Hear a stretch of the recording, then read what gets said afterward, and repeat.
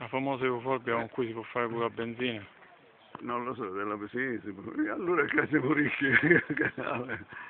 non lo sapevo, della benzina si può, ma avrà una specie di alcol.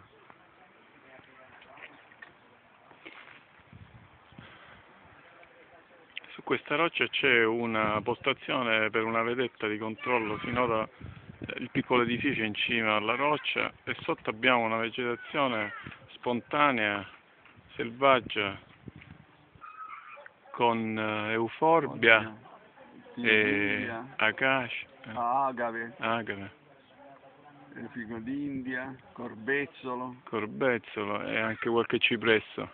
Sì, il cipresso, vabbè, quello è più civile, il cipresso, diciamo, è stato piantato, anche il pino marittimo. Ecco, questa una volta era all'interno, ora è esterna, vedete là c'erano altre parti a blocchi squadrati, che purtroppo poi è crollato.